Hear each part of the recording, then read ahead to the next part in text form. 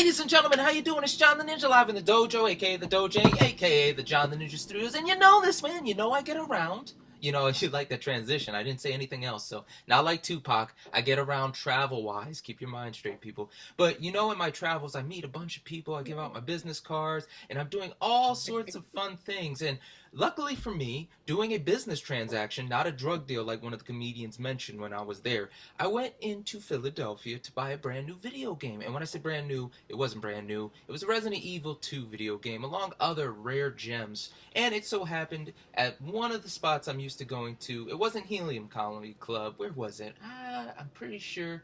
Damn, I might have forgot that place's name. Regardless, I went to a comedy club in Philadelphia, and as I was doing this deal, not a drug deal, it was for the video games, I met this individual, and he had such charismatic laugh. He had such a charismatic laugh. He was having a good time, and he was the old head teaching the young heads how to be funny. Now, considering I didn't know I walked into a open mic night, I was having a good time with the comedians. But something about him, it was just fun and relaxing. So we started talking. The man's name, Mr. Robert Bruce. And Mr. Bruce, when I say, was telling me some stuff, I couldn't stop laughing. My man was really, really on it. So I figured I would give him a talk since he is a comic, since he is a veteran, a retired veteran, and is a family man and a fine young man, as he says himself. I figured we'd chop it up, because, I'll talk to anybody. All right, pastors, drug dealers, porn stars, I'll talk to everybody. So I figured I'd bring him on and say what's happening. Mr. Bruce, how are you doing today, sir? I am fine. I am fine and ready to rock and roll. It took a little bit for us to get this interview to go, but my man, here's what I gotta ask. This is the number one question. Why do you have so many fantastic jackets? I know the crowd's looking at you now, but every time I see you, whether it's like you're out in public doing the business with the comedy, or even if you're just doing regular post family function, like, hey, here with my family for the 4th, you always have these extravagant jackets on, my man. Where do you shop? What's inspired you to dress this way? Hey, this is a part of me. This is me. I mean, I've been like this even when I was a kid. I've always been I always had this touch about myself on how I look. If when I go to a store to buy clothes, if the clothes don't have my name on it saying, hey, look at me, I don't want it. I'm very particular about my colors, clothes, that is, how it fit, how it look. Because see, clothes, people don't realize clothes speaks for you. It speaks for you. A lot of people don't realize that. They look like, they dress like, hey, I'm going to a dumpster, outside of a dumpster. No. Homie, don't play that. So this is me. What you see, it's me. I get that a lot. Personally, I'm not gonna lie to you. I'm a guest man. I got my 3 ready to go. For shoes, depending if it's like running, I gotta go Asics. But if it's shoes, I'm an Adidas guy all day. You can do anything in Adidas. If you gotta dress up, go out to the club or something. You know what? Guess just fits me. I guess it's because I'm so handsome. I don't know, but the last one is Calvin Klein. I don't know. I just like their suits. Those slim fits.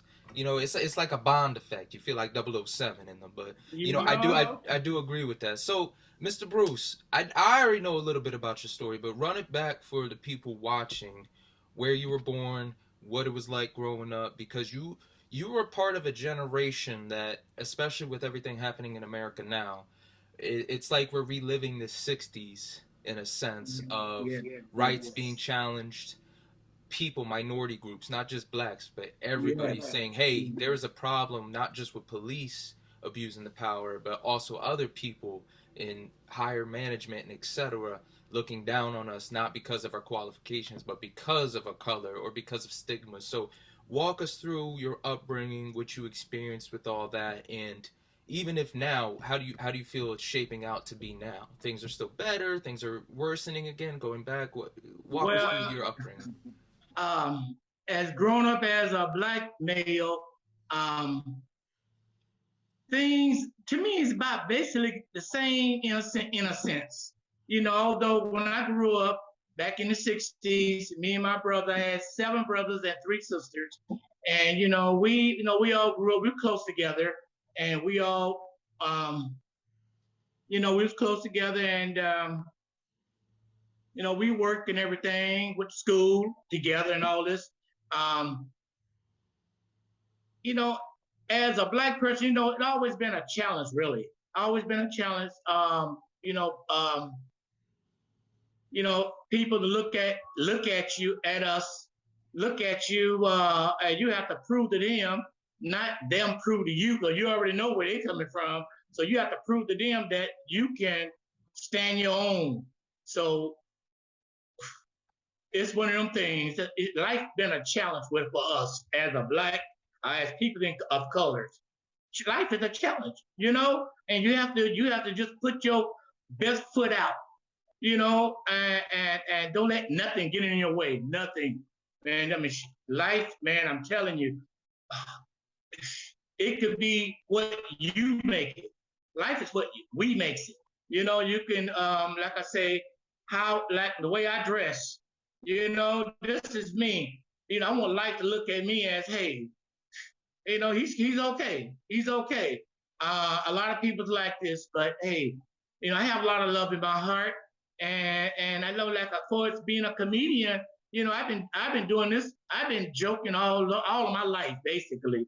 Even when I was a kid, people always, when I say things, people say, "Oh, you're so crazy," and that kind of dawned on me in the back of my head. Okay, I like that. So here I am. I just love it. I love it. I love it. I have 3 daughters. Sadly, one of my baby daughters, she passed away about a year ago. My baby. Oh man, I tell you, this tore me apart. Still is as I'm speaking. But other than that, I'm fine. I say my prayers every night before I go to bed. I really do. Even in the day, all during the day, I thank the Lord, because hey, I tell you, without Him, there is no me. There is no me. So walk me back through that upbringing. You said you had these brothers and sisters. What did your parents do? What was your family doing? What was where were you at? Were you in Philly? Were you in PA, South Jersey? Where were you at? And just walk us through, like, okay, this was the family dynamic. My father, God bless him, he's gone now, but he was in Air Force when I was a baby. We was in Mississippi, and so we left Mississippi. My father was still in service, so we left there. We went to Texas. So he was stationed in Texas and everything, and we kind of grew up there in Mississippi. But I was born in Oklahoma City. The rest of my brothers and sisters, they was born in South Carolina. Okay. But as by my father being in the service, we was traveling, doing a lot of traveling. So we grew up in Texas, and that's that's where we just was there until up to we got pretty grown. And although as I was a teenager, I moved to Philadelphia with my sister, my oldest sister. She was living out here, all my life. She was living in Philadelphia. So, and that's where I bought a lot of my clothes. I bought from this store called Leo. Yes. And I tell you, man, that store got it going on, as you see me. I love me some Leo. And if you in Philadelphia, they right there off of Germantown and Lehigh. Germantown and Lehigh. They got a big sign you see up there saying Leo. You go in that store, man, I tell you, it's booyah, blow your mind. So you made the transition to Philadelphia. How long was it before you actually joined the military? What was your rank when you left? Because what I always see is having family, both parents in the military, having friends in the military. It's either you are, from what I've seen, again, either you are a person with the plan, you know what you want, and you already have an idea how to use the military, or it's somebody that it's one or two. It's like a two-parter. Like, I don't know what I'm doing with life. I'm gonna do this, and I'll see what happens from here. Or you got another person that's like, I don't know what I'm gonna do, but this is gonna benefit me. So I'm hoping, with the military's help, after I do the commitment, I'm able to go on. So where were you in that field? Were you kind of like, you know what, I'm bored, Dad's in the military, I really want to do this just to be like him? Or was it kind of like, shit, I ain't got an idea, let me do this and screw around a bit? Because you ended up being a career man. Yeah, as a matter of fact, as I was getting older, I was a teenager. As I was getting older, around 19, then I decided to go into the military. At that time, the Vietnam War was still hot. But I went in the military. I joined the military on my own. So let me that brings an even bigger question now, because back all these other people I've talked to, that was the last thing they wanted to do during that war. Literally, guys would get the letter and never come home, and their best friends be like, "Shit, Chris, Jimmy, John, they're all gone." So, was there a fearlessness to that? Were you aware? It's like, "Hey, man, you know what? I want to do this. I don't care," or was it kind of like, you know what, there's a way around it? What are you thinking at 19, knowing that guys are going over your age, even younger, and dying and not coming back, and you're still like, I'm a volunteer when the draft is going on? I feel like that's really huge. Yes, it was. But I didn't have no fear in my heart. I put my life in the good Lord's hand. I believe in the good Lord right to this day. Yes, I am. I believe in the good Lord, and so I went in the military. When I joined the military on my own, thank God the good Lord gave me a brain to use. Most people you have to grab their hand and do things, but I went on my own, and I'm glad I did. So now it's paying off, and here I am. I'm still here. Although I had my up and down in the military. I was in Army. I was in Army. I said that was my branch, and yes, I was in Vietnam, and I made it. And my oldest brother, he was in Vietnam. God bless him, he made it as well. Although God bless him, he passed away about 3 years ago. He had cancer. So God bless him. He died in California, in Sacramento. Um, so so I made it and everything through the military, and so I feel good. I feel good. The military got me and bought me a beautiful home, a beautiful 4-bedroom home in Philadelphia, in North Philly. I live in Bill Cosby neighborhood. I mean, this is a beautiful home here, and so what can I say? I'm happy. So, what was your job? What did you go in as? What was the MOS? My MOS was aviation. Um, I worked on helicopters and jets, fighter jets. That was my AIT in the military. Yes, in Fort Rucker, Alabama. I was aviation at Fort Rucker. hmm Where'd you do basic? After I had my basic training in Fort Leonard Wood, Missouri, and so after I left, after 8 weeks of being in basic training in Fort Leonard Wood, Missouri, then they sent me from there to Fort Rucker, Alabama, and then from there I went to Aberdeen Proving Ground, Maryland.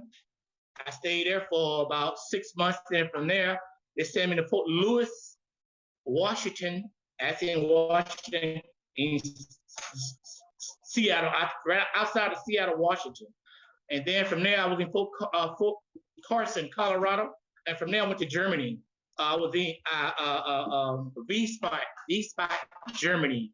And that's where we trained over there. Over there, now we had that. I was on the base with Air Force. They had Army and Air Force on the same base, Army and Air Force. And well, I tell you, we had fun there. And from there, they shot me from there to Vietnam.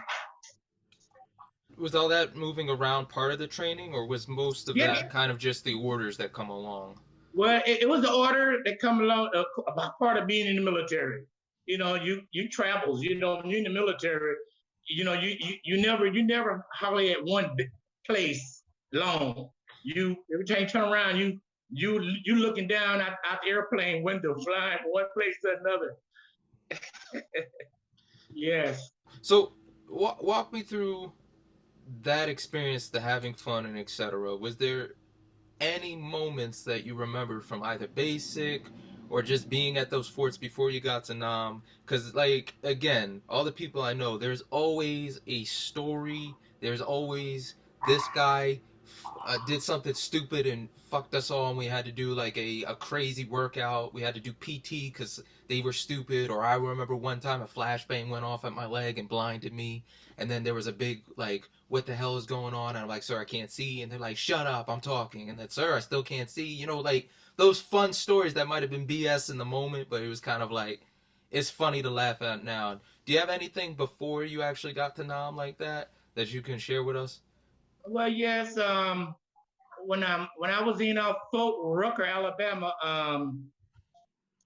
see, we after that's when I was doing my AIT in Fort Rucker, Alabama, and I was at the training. We was working on jet engines and helicopters, and all of this here. A lot of guys that was in the military with me, a lot of them couldn't stay in because they had, I guess you could say, either mental problems. They couldn't really handle the basic training. You know, you have to do a lot of running with big old 100-pound duffel bags on your back, push up all the time, 4 o'clock in the morning. I don't care if it's 0 degrees or 100 degrees. We on the ground pushing, doing push up. And I mean, it was hard even for me, but it didn't bother me. It didn't bother me. I said to myself, Robert, you can do this. And so I did, A lot of guys, it was way bigger than me, stronger than me. They just couldn't take it. They just had this, make about face, and now they out there, sad to say, with a bad discharge, from the military, and that means you ain't got no money coming. You through nothing. You can't even get a house. I got this beautiful house here off my GI Bill. I mean, a lot of guys, sad to say, they stuck. So let's go to Nam. What were your orders, and what are those moments that stick in your mind? Like, were you near the action? Were you just, because you already mentioned you were fixing the helicopters and working on that stuff that were going out? Where I'm hesitant to ask because I've talked to people that were actually in Nam. Some of them, you could just start to see the PTSD when they even mentioned a little bit. So I dropped it, and I think I've only had one guy, and he was charismatic. I mean, I'm not, maybe not as charismatic as you, but he was very, the way I look at it, and that's when he stopped being funny and stopped being joking. Because you know how we are. So man, it was like this and we did that. But when it got to that part where when he was talking about the action, he stopped being funny, and it was like a regular conversation. He's like, you know what, man, I think it was more so the fact that I have a clear head about it. I'm here. God's been good to me, etc. I saw some crazy stuff over there. A lot of guys can't handle that. I don't know why I can, but he didn't go into detail. He just explained why he thinks he's okay and he can still sleep at night. Because he mentioned, you got guys that got addicted to heroin. You had guys that went crazy or came back and they were ostracized for serving their country, and it's heartbreaking. You know what I mean? And every time mom and dad or anybody I know that's in, or even me, we catch a whiff like, oh, you were in during the Nam service years? Thank you. Thank you. That was some crazy shit you guys went through. So, walk me through your experience of being there. And then especially when you came back, did you feel the resentment? Did you get harassed for doing the dues and serving the country? Okay, now when I was over in so like I said, my job was to work on do aviation, work on the helicopters and jet engines, but I also was out on the field and a few times, and I was on the front line a couple of times. And although I was in Vietnam for like 6 months, and Cambodia and them and stuff, um, and it was a couple of guys. We was walking together, side by side with our machine gun. We was in war now, and this one guy was on my right side. Now we walking together, and 1 second I look at him, and then I turn and I look to my right, side, and we looking around. And when I look back over to my left, the guy that was walking beside me, all I could see was just his body before he fell to the ground. His body dropped to the ground, but his head was, he didn't have a head. You know, it just blew off, just that a blink of an eye. I mean, man, I mean, you see some stuff there, buddy. You see some stuff there, and I see that all the time in my mind. But I try to, overcome that because I was there. I seen some stuff. You know, I walked over a lot of bodies. I mean, man, I'm telling you, I've seen a few guys in my platoon. You know, they looked like they was shooting each other as well. I mean, you know, in the back as well as the enemy shooting at us. And oh yeah, man, you see some stuff there, buddy. You see some stuff. But I seen some stuff. Knock on wood, you know. Good Lord, He kept me covered. I'm telling you, man. I got some stuff in my head, man. If I can just pull it out, man, it'll blow your mind, buddy. It will blow your mind, guaranteed. Did you ever get help? Did it ever like obviously you're not gonna sleep well after seeing that terrible stuff, but did you ever go to therapy or did you ever Yes, okay. yes. I even as of now, you know, I still see. I talk to the my my my VA? therapy guy at the VA downtown Philadelphia at the VA office medical center that is. Uh, um, you know, I talked with them and you know they kind of helped me out as well, helped me try to deal with today instead of yesterday and everything. You know, it's kind of hard at the same time, and I look back at this, but I try not to look back at this too much because, like I say, I was there. Hmm. I was there, and I tell you, man, it's something. It's something, my friend.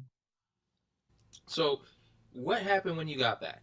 Tell me, did you have were you still in for was it how many years were you in? I was in the military for about 15 years, but when I got out, I didn't realize I was out until oh, about almost 5 years later. 5 years afterwards, felt like I was still in there.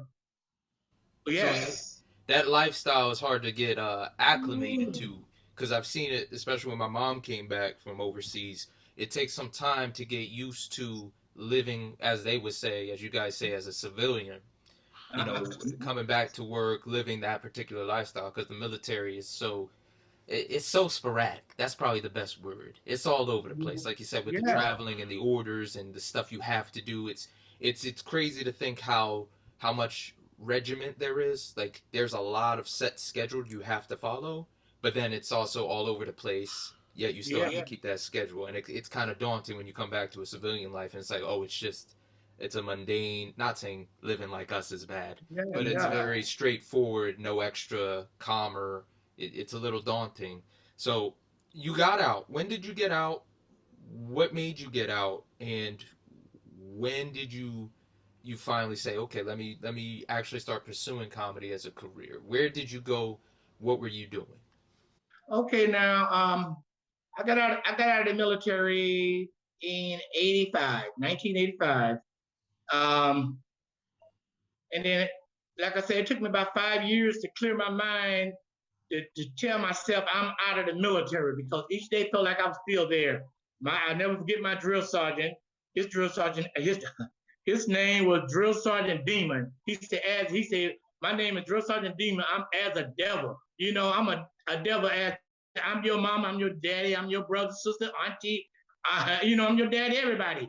And that was his name, Demon, a real demon. He said, just as a devil. And this is a little blonde headed, blue eyed white boy. And this guy, man, I tell you, but he was cool in a sense, but he was hard and I tell you, man, I think about this guy even as of right now. I tell my old lady and anybody else, man, I'll never forget this guy name. He used to make everybody in my platoon get down on the ground and push. He said, push Missouri off the map. So when you go on the map, you look at the map, you will not find Missouri on the map. We don't push it off the map. It don't exist. Okay. Thanks to Drill Sergeant Demon. So overall, it took me 5 years to get the military out of my mind, and knowing that I was out of the military, I put it like this. And that was, that was like a scar, like a curse. I'm serious. I had fun, but at the same time, it was like a curse. Man, I tell you. That's why I say it took 5 years to clear my mind. And a lot of other guys that was in the military, you just can't just get out of the military, and it's not like just walking out of a store. I was in the store 5 minutes ago, and now I'm out of the store. It's nothing like that, man. I tell you, it's nothing like that. Ooh wee. But overall, when I started, although I was doing comedy even when long before I went in the military, with friends and stuff at little the corner clubs and stuff like this. And people used to love to hear me tell my little jokes and stuff. Everybody want to laugh. Everybody. I don't care if you're young or old, you want to laugh.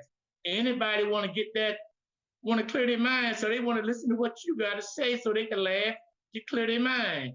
So that's where I come in at, and love it. I love it.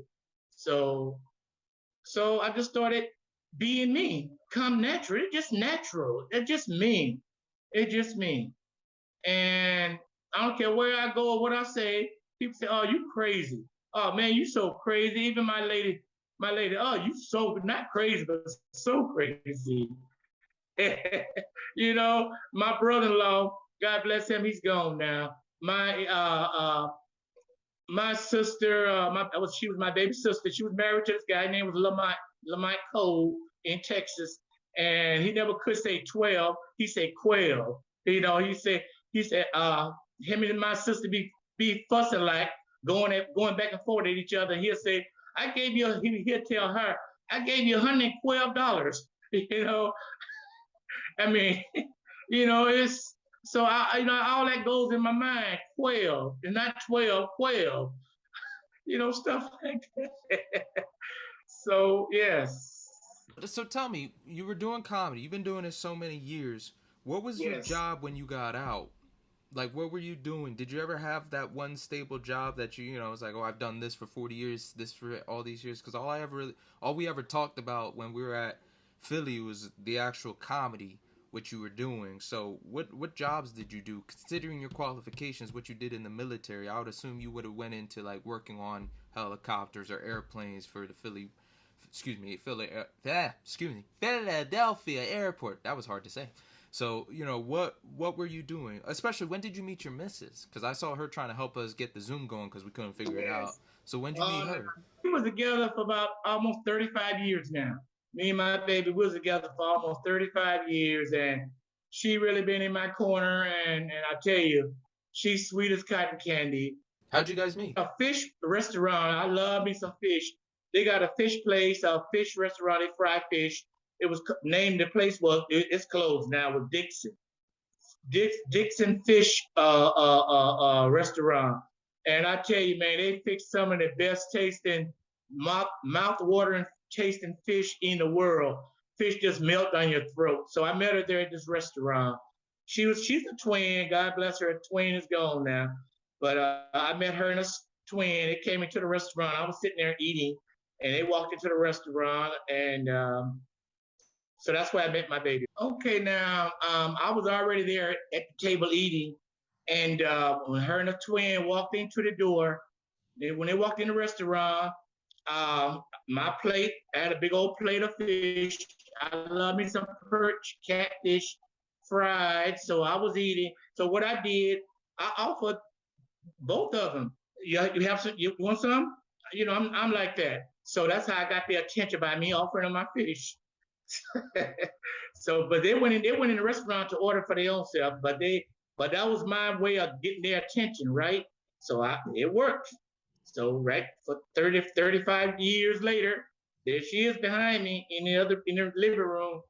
Well, you got to tell me how you sealed the deal, man. Like that's first you got twins, then you got to like okay, because in my experience when I've dealt with twins, there's always one that gets my attention. I always go for the girl that gets my attention, and you know you got to be like okay when you have two girls there, you know that's a juggling act. It's not an easy juggling act because you don't know if the one girl is gonna be like, hey, don't hit on my friend, or if they're even gonna both entertain you. You know I'm just being real with you. That is a difficult position where it's just you and two other girls, and your intent is I want to take one out. So what was it? How did you distinguish like that's my baby right there, or you know what? I'm feeling this one a little bit more because obviously if they're twins, they're both beautiful girls. They're both catching your eye, but it's Tell the me about it. personality that's gripping you, that's grabbing you.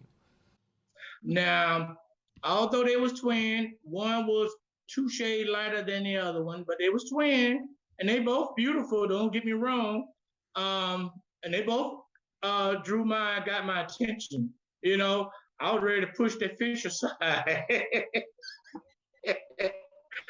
But overall, so like I said, all the both of them my fish, and like I said, they both fine, like you said, and no doubt about that. And so I got the right lady, I got the right one, and I feel I got the right one. So so it worked. It worked. So after all been said and done, um, so we left the restaurant. I had my little sports car. At that time, I had a 280Z. It was a beautiful color, like a greenish blue. It was beautiful. A Z. It was oh man, it was so beautiful. It had like the little wings at the bottom. It was real low to the ground, and that car was beautiful. I tell you, it had a black shade over the back window. That car was, man, I tell you, everybody wanted to buy that car every time they saw me. At least 5 days, at least every day, at least five people asked me, "Do you want to sell that car?" Even the police stopped me. I mean, he actually, I mean, I'm driving down the street, and I thought I did something wrong. I looked in the mirror, and this police boy flying behind me, right? So he put a lights on me. I pulled over. He said, where did you get this car from? I said, man, this is my car. I bought this car. I said, I've been having this car. He said, do you want to sell it? Blew my mind. Do you want to sell it? He's the police. I said, no. I said, if I do, I look you up. I tell them all the same thing. I look you up if I want to sell it. Everybody wanted to buy my 280Z. That was a Datsun. That was before it turning over to Nissan. It was a Datsun. I was a 1976 Datsun. So, okay, we are we're transitioning now. We're in the 80s, we're going to the 90s. You're in Philadelphia and you've seen so much. Not just in like what I mentioned earlier with the civil rights and etc. trying to go.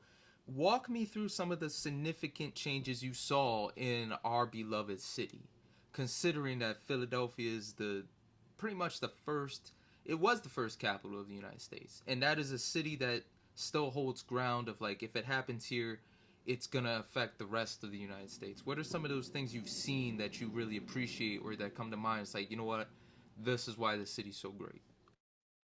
See, Philadelphia, my heart always, and is right to this day is here. That's why I bought a home out here, and I love this home. I live in North Oak Lane, off of 68th Street. If anybody know Philadelphia, they know the area. But overall, I'm not saying that. I'm not giving my address and all this here. But overall, this is a beautiful home, beautiful neighborhood. It's so quiet. All you hear is birds. But now, Philadelphia have more celebrities live here, believe it or not, than New York. It was a lot living in California. A lot of them, they left California. California, it's yesteryear rather, for people like myself, you, even a lot of celebrities, big time celebrities, they don't live California. They out here. A lot of the celebrities live in Philadelphia right to this day. OJs, all of them live right here in Philadelphia. the Dales, Patti LaBelle, as you know. All of them live here. And a lot of them got started right here in Philadelphia. The Jackson 5, they all got started, believe it or not, right here in Philadelphia. All of them. And like I said, I live in Bill Cosby neighborhood basically right now as I'm speaking. And like I said, this is a beautiful, Philadelphia is a beautiful place. You know what I mean? Every city in this country have ups and downs. You're not gonna get away from, you're not gonna get away with that, from that. So, just, it is what it is. It is what it is. I get in my car, I jump in my Mercedes. Me and my lady, we'll go take care of our business, and we'll come on back to the house. That's just me. That's just me.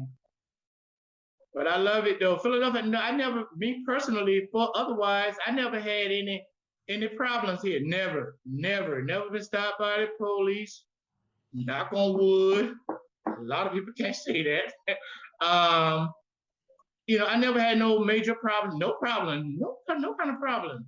I ain't got to worry about looking over my shoulder, every time I hear a siren or people walking behind me, because what's going to happen is going to happen. You got to tell yourself that, which is true. You could be sitting on your porch, minding your business, and what's going to happen is going to happen. But you just put it in the good Lord's hand, and just take it from there. Just take life 1 minute at a time. That's what I do. I take life 1 minute at a time. I don't care what the next person say. Because everybody have their own life to live. So we go to Punchline. We're at Punchline. You've been doing stand up there. You've been going all over again. All these years you've been doing open mic. Walk me through how hard it is to do comedy in front of other comics, because I was there and I might have saw maybe 2 comics to actually get a laugh out of the crowd, because basically open mic night is just other comics working on material. And there was some stuff I was like, that's funny, but everyone else was kind of bombing. It's difficult. I'm like, shit, this is easy. If that's all it takes, I'll just get on the stage and talk. I don't need no laughs. Y'all ain't gotta laugh. I'm just gonna talk. I'll take some pictures, put it on social media. I'll be alright. I don't need all this extra. But considering at this point you're just doing it for the love of the craft, you're just doing it because it's fun for you. It's not like you're taking a piss and it doesn't. I'm just doing this because I can. You actually have invested over the years doing this and writing. What does it still mean to you to get up in front of these crowds and just talk to the kids, even you younger kids that are trying to be the next Dave Chappelle, or trying to be the George Carlin, writing, etc. How do you approach it now? Do you still write? Do you just say it off the top? Where are you at in that? I say it off the top. I'm open-minded with minds. When I walks up there to pick that mic in my hand, I feel good. I don't have to I don't have to write nothing down to figure out what I'm gonna say next. It's all in my head. I speak what's on my mind. Like back in the '70s, I went through Chicago. I was there for a while, and I met my man Bernie Mac for a minute, and that was before he became big time. And I met him at this club called BJ's, and this club, they had a lot of stuff going on in this club. Comedy and stuff like this. At that time, he wasn't, he was like myself and you, not really big. So we was speaking, we was talking among each other and stuff, and he was doing his thing, I'm doing my thing, and I bought him a couple of drinks. I never did drink. I don't even smoke. I don't even use. I'm just square like that. I'm like Steve Urkel. I love it. But overall, as I tell anybody, as I was speaking out at the Mike Night show, right to this day, God bless my buddy Bernie Mac. He always be my buddy. Right to the day, he still owe me $500. you know. But that's cool, though. That's cool because I'm being blessed, through other things, and so. We did talk about you meeting Bernie. We went through that story. Who else have you met? Or was there anybody else that you were in the presence of before they made it big? Because a lot of people, having been around so many celebrities, and having met a lot of people that I looked up to, or by association, I'm like, damn, bro, I didn't know you knew so and so. I talked to them back in the day, and then people don't. It's hard to explain how they're still like us. It's just that they're widely known. Who else that you've met or been in the presence of that you were like, oh, hey, what's up, man? You had like a 5-minute conversation with. Like, I'm pretty sure I was in the presence of the Impractical Jokers, and at the time I didn't know who they were. So the guy walked up to me. I was like, hey, pleasure to meet you, man. He's like, you have no idea who I am. I was like, no, but I respect success and I respect money.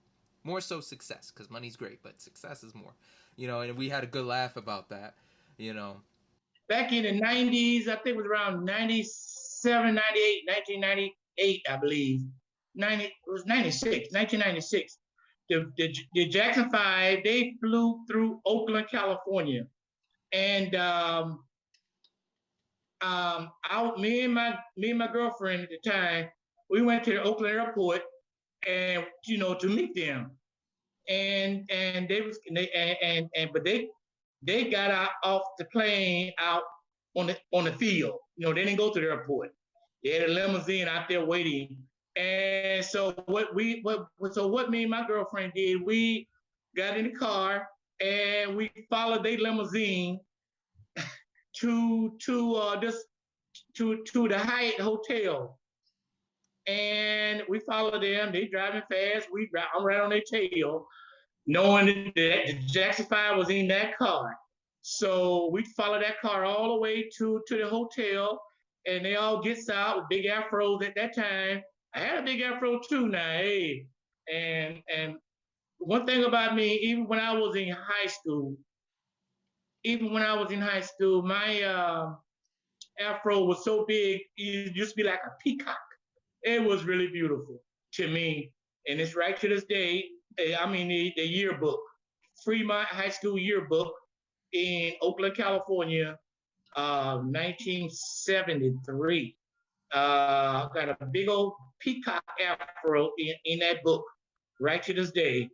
If you ever know somebody, if you could ever run across that book, I don't lost my book. But overall, so the Jackson 5, it gets out of this big old purple limousine. It goes in this Hyatt hotel.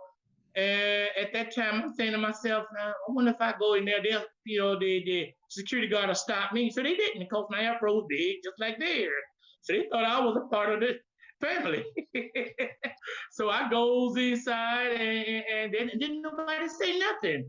And I'm saying to myself, So all of them, they went inside the men's room. So I walks in behind them, and they all in there, because that day it was windy in California. So my hair was kind of blowed all every which way too.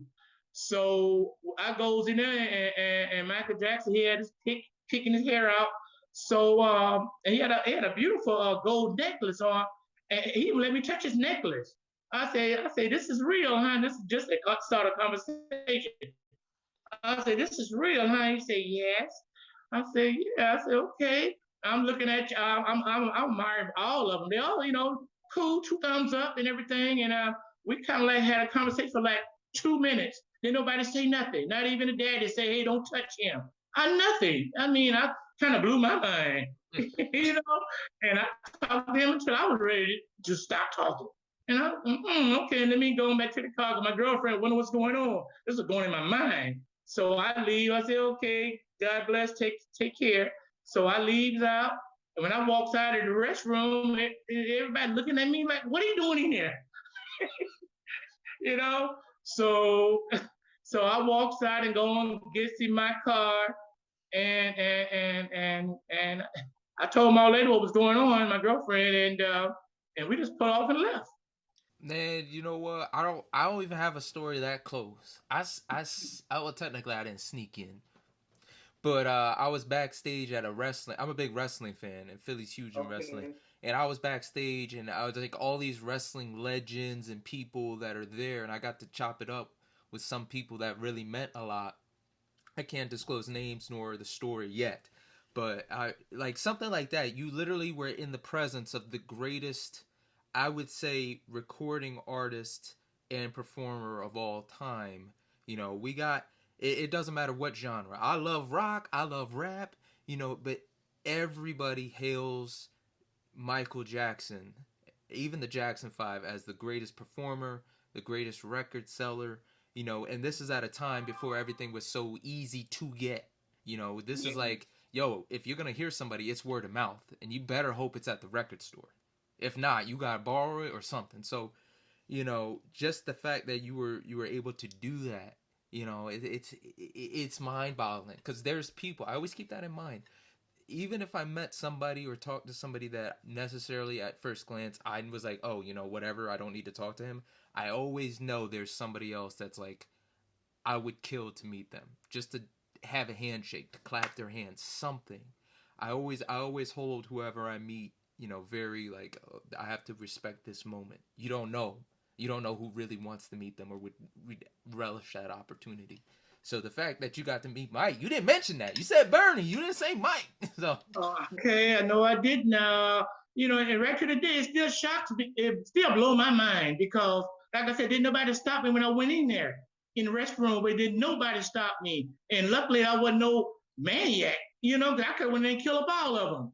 Didn't nobody stop me. And I'm up in there with world celebrities, the Jackson 5, me, and I'm in there talking to them, and I even hugged Michael Jackson. He hugged me back. I wish I had a photo other than what's in my mind.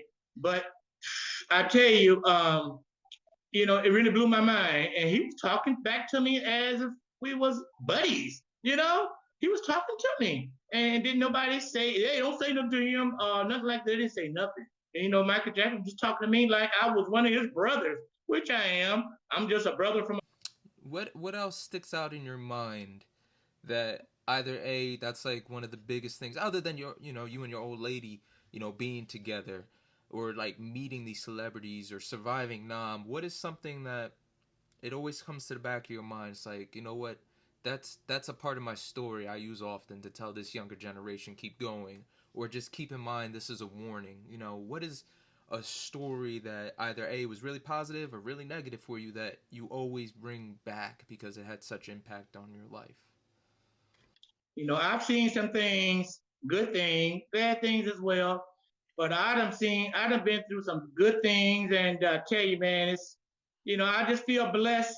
Even going through bad situation, I feel dynamite. I feel good. I look back at this and say to myself, if most people go through either seeing what I've been through, man, I tell you, it'll just blow their mind. But I take things uh, different, in a different way of life, and so that's probably why I'm so blessed right to this day. A lot of people, a lot of people jealous of me. They see me driving a beautiful Mercedes, and they're out there driving Toyotas and all this other old mess. I'm blessed. I'm blessed. I'm just blessed like that. And okay, so I don't know if you saw my car, a beautiful gray Mercedes, two-door. Um, I tell you, a lot of people they jealous of me because what I drive and who I am. I'm a comedian. That's just me. I've been like this. I've been a comedian all my life. All my life. My lady tell me almost every day, "Boy, you so crazy." And not crazy, but so crazy. And that means extra crazy. you know. So, and I kiss her for that. Thank you. Thank you. I thank you. Not thank you, but I thank you. What's some of the best places you've performed outside of Philly, or some shows that you've had that you were like, damn, you know what? It was just the right room. Hell, the crowd could have been dead silent, and you were just like, yo, that was still fun. This room is, there's a vibe in certain areas, certain places, whether the crowd's good or the room's just, legends have been here. I don't care if I bombed. I was on the same stage as so and so. Dangerfield or Dice, or like you said, we got the Kings of Comedy, even DL Hughley. If I could perform or even see DL Hughley, I feel like that would be a huge milestone to me.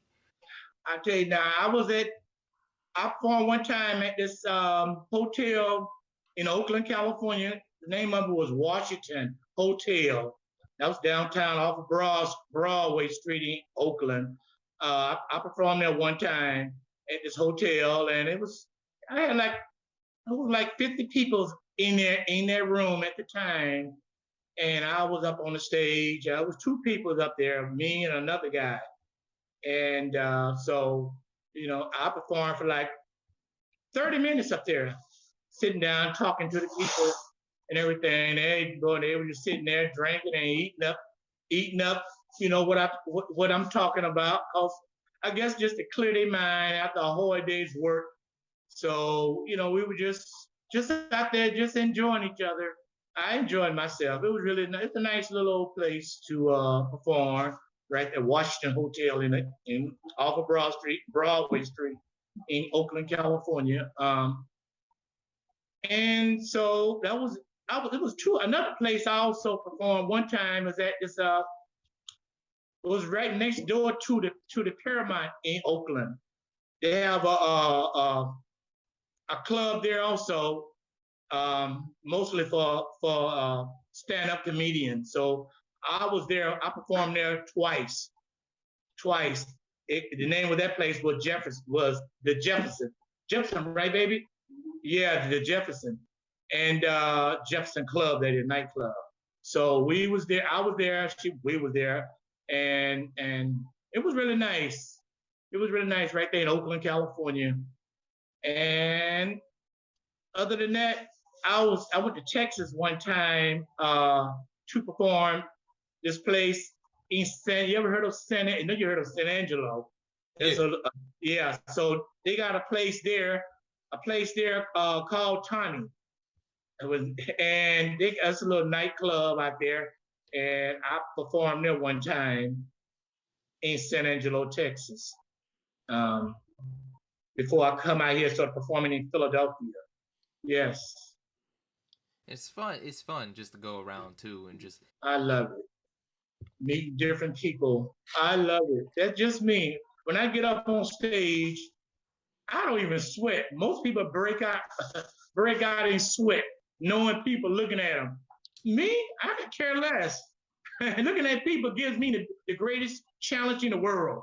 Looking at people make me want to really, oh man, like a bomb, really want to explode. Yes, because they all looking at me, knowing all eyes on me. That's what makes me feel so good. All eyes on me. Oh yes, I feel so good. They looking at me with the mic in my hand. Oh yes. And then I tell them about how me and Bernie Mac hung out for a minute back in Chicago, and I never mentioned the Jackson 5 to this moment, but overall, I tell you, I've been there. I've had my fun, and like I say, people do not make me nervous. My lady tell me all the time, if she had to go up there, boy, she'll pass out. And I always tease her before they call my name and get up there, right? She's sitting next to me. When they call my name, Krayz Bruce, I push her like, go, you better get up there. Me telling her this. You better get up there.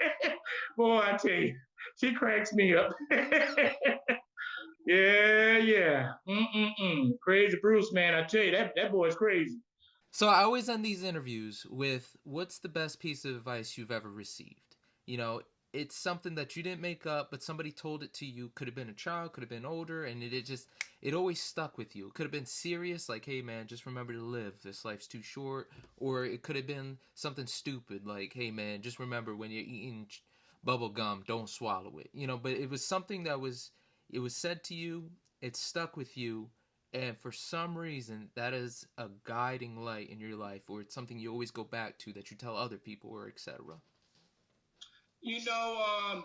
My older sister always tell me, I see my wife, she video me while I'm on the stage, and my sister, she loved me being up there, but one of the things she make me mad, always saying, you always you curse too much. And I tell her, I say, well, that's part of my act. That's just a part of me, you know. And she makes me mad when she say that. And I curse too much, but it's not just a curse. It's like I say, for what I'm saying, what I be talking. So what I'm talking about, just like I was telling, like when I was up on stage, I was saying about my buddy Bernie Mac. Before he passed away, everybody know he was the king of comedy. And I don't know if you heard me saying this when I was up there. Hey, my buddy, God bless him, he's gone now, but he was the king of comedy. The whole world know this. But now that he's gone, pass that damn crown to me. I'm the king of comedy. Crazy ass Bruce. Yes, yes. Crazy Bruce. I'm the king of comedy. Oh yes, yes. I say that, and I meant that. I'm the king of comedy. I tell everybody in Punchline, I'm the king of comedy. Yes. Bernie Mac, he's gone. So somebody got to wear that crown. Shit, put it on my damn head. Crazy Bruce. Yes. Well, anyway, that was an interesting conversation with a guy who has so much more to offer comedy-wise. Guys, Krayz Bruce, a.k.a. Mr. Robert Bruce. Sir, thank you for your time. Anytime. We'll do it 1,000 times over. I'm ready like Freddie. And God bless you, man. I tell you. Guys, as always, first and foremost, don't forget to thank a veteran. Thank you, good sir. Appreciate you. And remember, be smart, be mindful, and God bless you guys. Rock on. I will see you next time. John the Ninja out. Hold on. Gotta Popeye this one. Yes. Woo, baby, you listen to John the Ninja. All your ears are about to go on a vacation. John the Ninja's got what you need.